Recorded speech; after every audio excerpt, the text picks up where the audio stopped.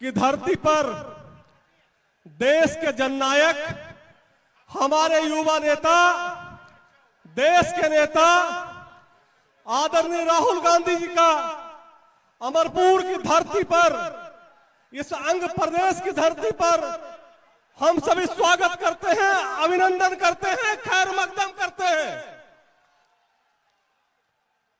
हमारे नेता, उनके साथ जितने भी मंचासीन हमारे हैं, सभी का अभिनंदन करते हैं। बड़े भाई नदीम जावेद जी, फुरकान अंसारी साहब, जिलाध्यक्ष कंचना सिंह जी, पूर्व जिलाध्यक्ष संजीव सिंह जी, मंच संचालन कर रहे बड़े भाई श्रीनारायण शर्मा सलील जी, विपिन यादव जी, शैलेश यादव जी, भानु प्रताप सिंह जी, महेश्वरी बाबू, सत्यनारायण पटेल जी, प्रदीप चतुर्वेदी जी, शैलेश यादव जी, तमाम अनमोल जी, प्रीतम जी, रीता शाह जी जो नगर पंचायत की अध्यक्षा है, साथ ही साथ भाई संजय चौहान जी जो जाने माने शिक्षाविद है, उनका भी अभिनंदन करते हैं और स्वागत करते हैं। साथ ही साथ इस मंच, इस विशाल जनसभा में उपस्थित हमारे देवतुल्य जनता जो अमरपुर के भाग्य और भविष्य का फैसला करने जा रहे हैं 11 तारीख को, वो फैसला सिर्फ फैसला अमरपुर का ही नहीं होगा, पूरे बिहार का फैसला करने का आप 11 तारीख को निर्णय करने जा रहे हैं। हम आप सभी का दिल से अभिनंदन करते हैं, स्वागत करते हैं। हम एक मामूली युवा कार्यकर्ता जो यूथ कांग्रेस से चलकर यहाँ तक आए हैं, युवा कांग्रेस के जिलाध्यक्ष के रूप में मैंने काम किया। मुझे राहुल जी ने टिकट देने का काम किया, 2020 में भी टिकट दिया, मैं मामूली मतों से चुनाव हार गया। आदरणीय राहुल जी ने 2025 में आपके भरोसे से, आपके विश्वास से टिकट देने का काम किया है। महागठबंधन के सभी दलों ने सहमति से टिकट देने का काम किया। मैं सबका अभिनंदन और स्वागत करता हूं। इसके लिए आप सभी की तरफ से राहुल जी का आभार व्यक्त करता हूं। यदि राहुल जी जो जिस सोच को लेकर आगे बढ़ने का काम किए हैं, यदि खून का एक कतरा भी मुझे देना पड़े तो मैं पार्टी और महागठबंधन में देने के लिए तैयार हूं। आपका समर्थन मेरे साथ और आशीर्वाद जिस तरह रहा है वो बरकरार रहे। मैं साथ आपसे कहना चाहता हूं, वक्त बहुत कम है, नामांकन के बाद सभी जगह घूम नहीं पा रहे हैं। दिन के सुबह से लेकर रात 3 बजे तक लोगों के बीच जाने का काम करते हैं, लेकिन सभी लोगों से मिलना संभव नहीं है। लेकिन आप लोग सभी एक लोग जितेंद्र बन के चुनाव लड़ने का काम करेंगे तो आने वाले 14 तारीख को परिणाम भारी बहुमत से हम लोग जीतने का काम करेंगे। यहाँ के जो विधायक बने हैं वो मंत्री जी के रूप में भी काम करने का उनको अवसर मिला। काम क्या हुआ सबको पता है, भ्रष्टाचार सिर्फ हुआ है, माफियाओं का राज हुआ है, बालू का उत्खनन हुआ है, किसान त्राहिमाम है, बालू की नदियां आज पानी के लिए तरसती है, यही माफियागिरी हुआ है। उस माफियागिरी को खत्म करने के लिए आपका समर्थन और आशीर्वाद चाहिए। बिहार में एक युवा सरकार के लिए, युवा मुख्यमंत्री के लिए आदरणीय तेजस्वी प्रसाद यादव जी को महागठबंधन ने अपना नेता घोषित किया है। आदरणीय मुकेश सहनी जी को उप मुख्यमंत्री का उम्मीदवार घोषित किया है। तो हम आप लोगों से आशीर्वाद चाहते हैं कि महागठबंधन के वोटों से आशीर्वाद चाहते हैं। मुझे सभी दलों का समर्थन प्राप्त है। मैं खास करके रीता शाह जी, राजेश शाह जी जो जनसुराज दल में हैं, उनका भी इस मंच के माध्यम से स्वागत करते हैं कि आपने मुझे खुला समर्थन दिया। रीता शाह जी नगर पंचायत की अध्यक्षा है, वैश्य समाज से आती है, उनका बहुत दिल से अभिनंदन करते हैं। जिस तरह उन्होंने मंच का उन्होंने हमारा समर्थन करने का काम किया है। मैं बहुत ज्यादा वक्त नहीं लेना चाहता हूँ। आपके नेता, देश के जननायक आदरणीय राहुल गांधी जी का आप लोग समर्थन करते हैं, तालियां बजाकर उनका अभिनंदन करने का काम करें। साथ ही साथ राहुल जी की बातों को सुनने के लिए आप लोग यहाँ तैयार हैं और मुझे आशीर्वाद देने के लिए तैयार हैं। तो एक बार तालियां बजाकर आप जो है बिहार में सत्ता परिवर्तन के लिए अपनी आवाज को मजबूत करें, यह आवाज आपका पटना तक जाए। मैं अब इस मंच से आदरणीय राहुल गांधी जी का स्वागत के साथ साथ आग्रह करता हूं कि वो आए और आकर के यहाँ पर अपनी बातों से युवाओं को और इस जनता को संबोधित करने का काम करें। आदरणीय राहुल गांधी जी।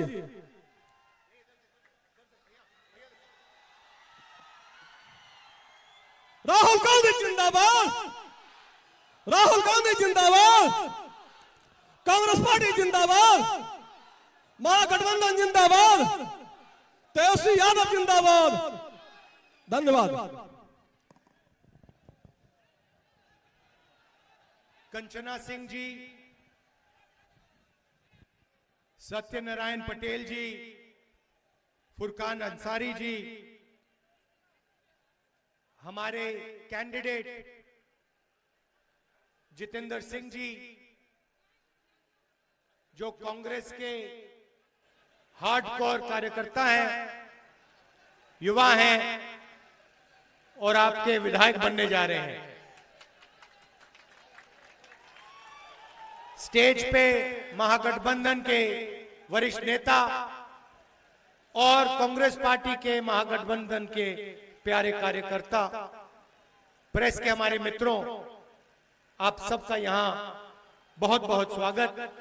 दूर दूर से आए हैं आप, गर्मी है, आपका दिल से धन्यवाद करता हूं।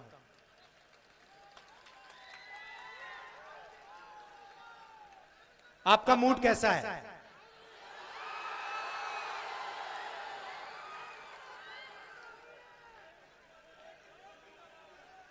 आपने जो मेरा वोट चोरी का प्रेस कॉन्फ्रेंस था वो देखा? आप देखिए, हरियाणा में 2 करोड़ वोटर हैं, 2 करोड़ वोटर हैं और 29 लाख फर्जी वोट। ब्राजील की औरत, हिंदुस्तान की नहीं है, ब्राजील की औरत का नाम वोटर लिस्ट में 22 बार आता है। एक बूथ में 100 बार एक ही वोटर का नाम, फोटो, 500 लोग, 500 वोटर एक घर में रहते हैं, और जब हमने किसी को वहां भेजा, घर में कोई नहीं। बीजेपी के नेता, उत्तर प्रदेश के नेता, बीजेपी के कार्यकर्ता, उत्तर प्रदेश के कार्यकर्ता एक वोट उत्तर प्रदेश में डालते हैं और दूसरा वोट हरियाणा में डाला। भाइयों और बहनों, हरियाणा का चुनाव नरेंद्र मोदी और अमित शाह ने चोरी किया है।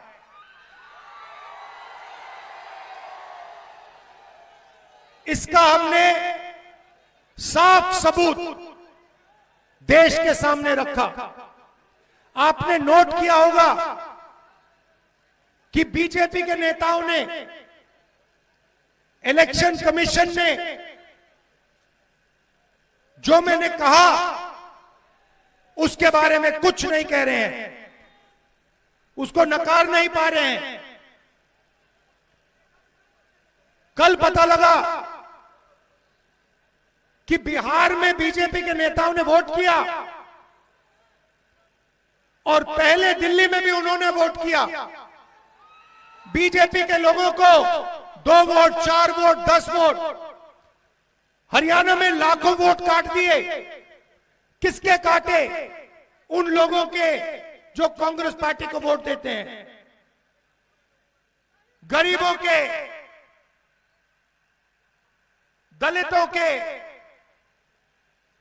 अति पिछड़ों के, अल्पसंख्यकों के। ये पूरा प्लान है और ये प्लान हर स्टेट में बीजेपी लागू करती है। मध्य प्रदेश में किया, छत्तीसगढ़ में किया, महाराष्ट्र में किया, हरियाणा में किया और अब ये बिहार में यही काम करने की कोशिश कर रहे हैं।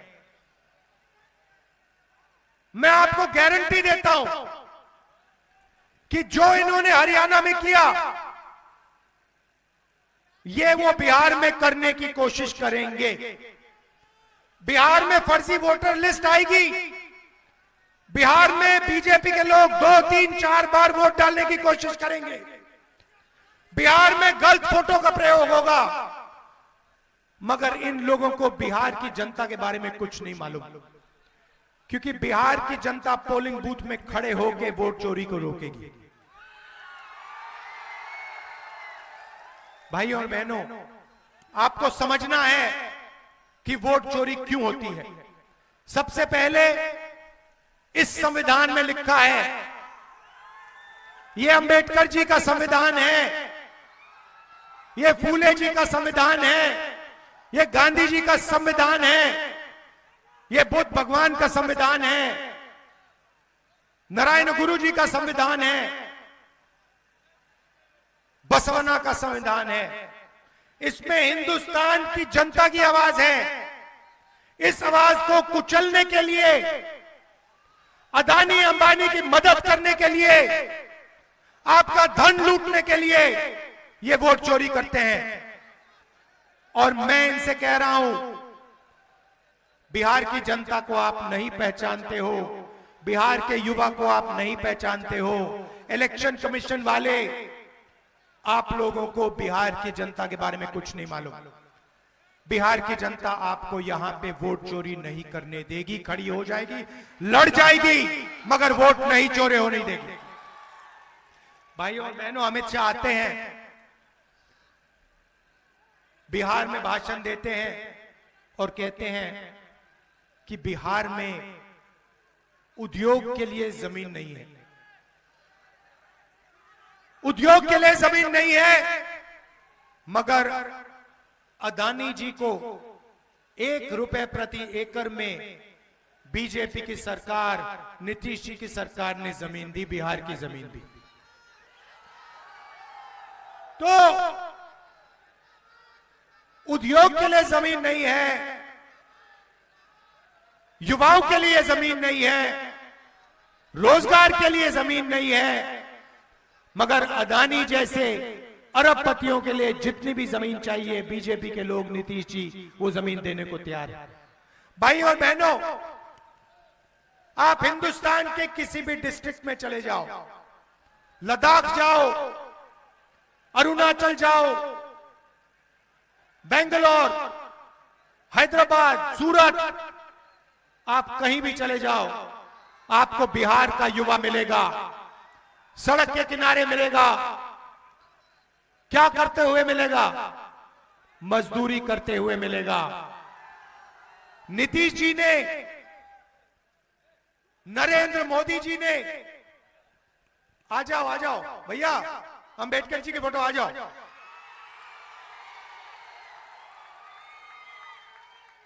देव,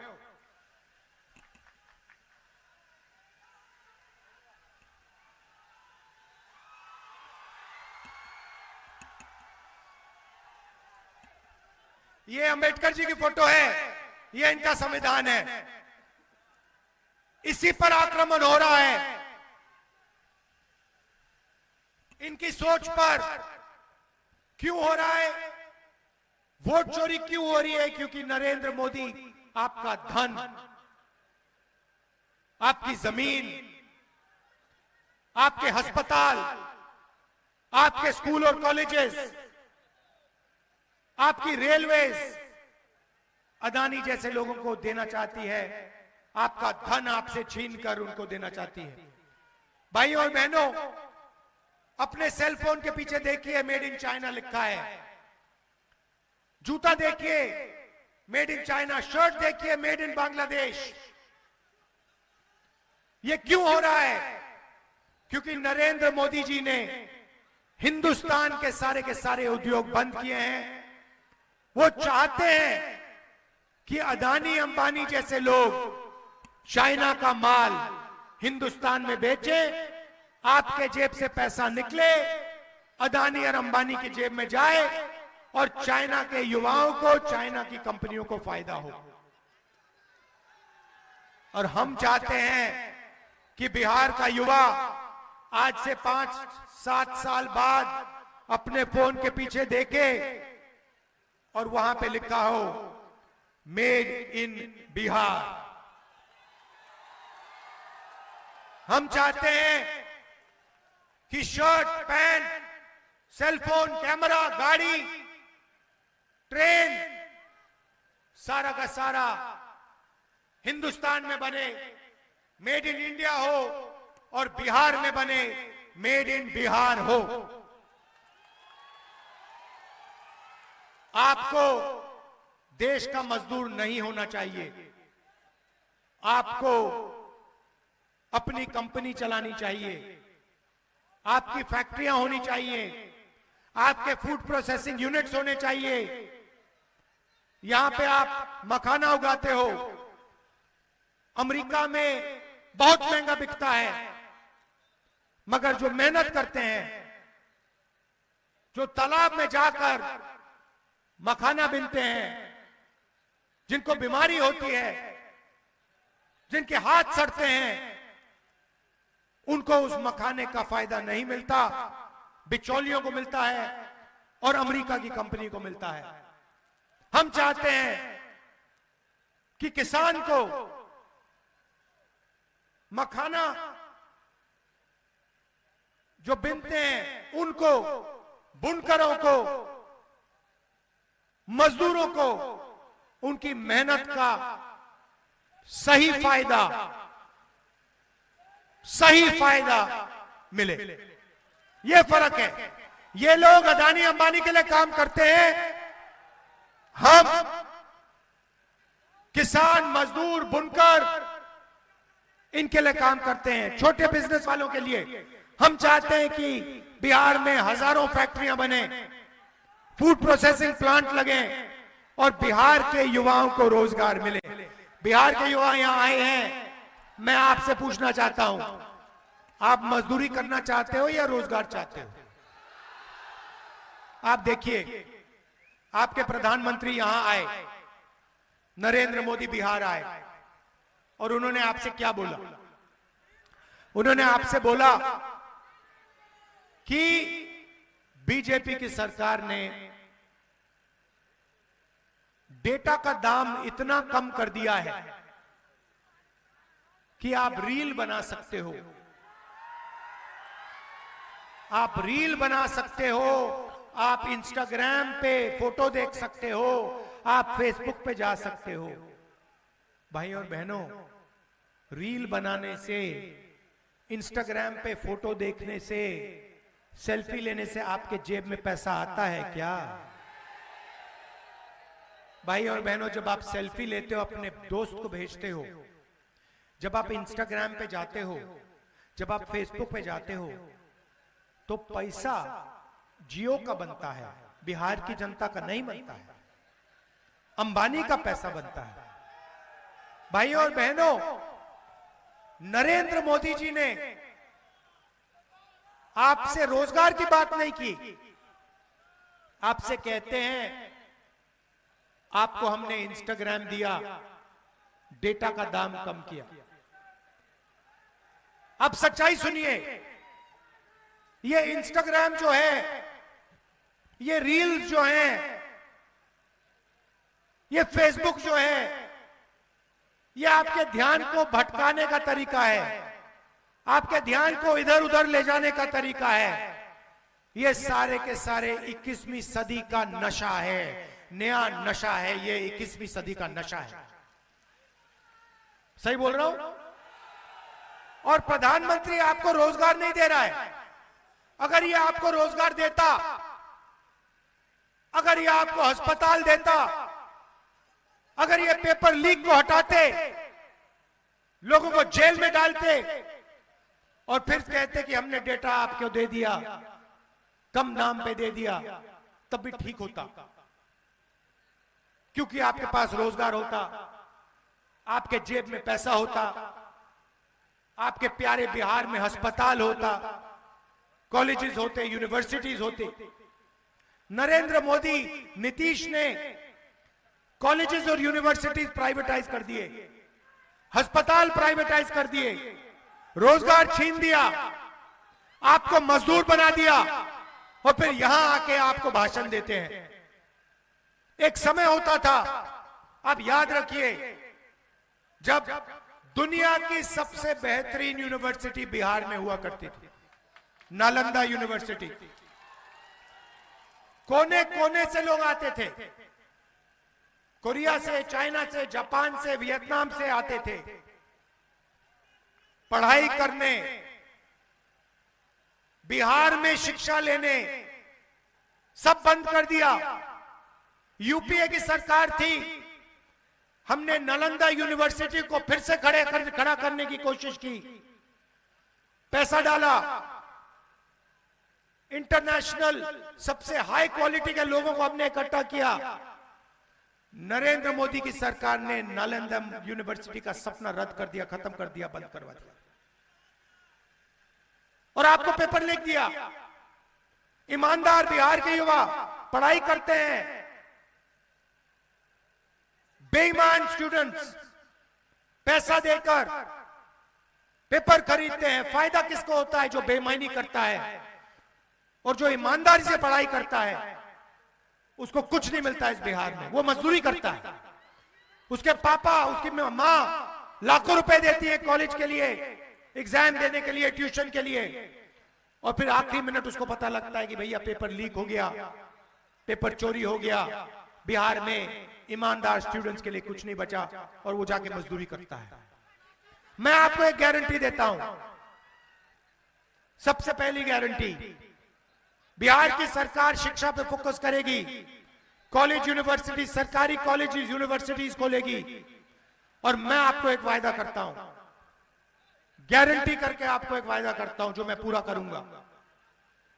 जैसे ही हिंदुस्तान में इंडिया गठबंधन की सरकार आएगी, हम फिर से बिहार में दुनिया की सबसे बेहतरीन यूनिवर्सिटी खोलेंगे। एक मैसेज देंगे बीजेपी को, पूरी दुनिया को, कि दुनिया की सबसे अच्छी यूनिवर्सिटी, हार्वर्ड यूनिवर्सिटी से अच्छी, स्टैनफोर्ड यूनिवर्सिटी से अच्छी, ऑक्सफोर्ड यूनिवर्सिटी से अच्छी हमारी नालंदा यूनिवर्सिटी है, बिहार की यूनिवर्सिटी है। और यह बिहार के युवाओं के लिए बनाई गई। और जितना भी पैसा लगेगा, मैं बता रहा हूं, जितना भी पैसा लगेगा, मैसेज, दुनिया को मैसेज देने के लिए हम उस यूनिवर्सिटी में पैसा लगा देंगे। क्योंकि हम चाहते हैं कि फिर से हिंदुस्तान में, बिहार में दुनिया की सबसे बेहतरीन यूनिवर्सिटी हो और पूरी दुनिया से लोग आए। भाई और बहनों, आज बिहार में टूरिज्म सर्किट है। जापान से, कोरिया से, चाइना से, वियतनाम से, कंबोडिया से लोग आते हैं, बोध गया आते हैं, बिहार आते हैं। मगर बिहार की जनता को इस टूरिज्म का फायदा नहीं, आपको जोड़ा ही नहीं जाता। बिहार के युवाओं को अगर बैंक से पैसा दिया जाए, बैंक के दरवाजे बिहार के युवाओं के लिए खोले जाएं,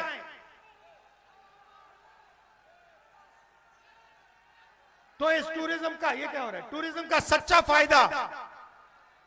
फायदा उठाया जाएगा। बिहार के लोगों को इसका फायदा मिलेगा। क्या हो रहा है? क्या हो रहा है? पिटाई हो रही? हाँ? देखो भैया, ऊपर बच्चे लड़ रहे हैं, बीजेपी ने इनको भी लड़ा दिया।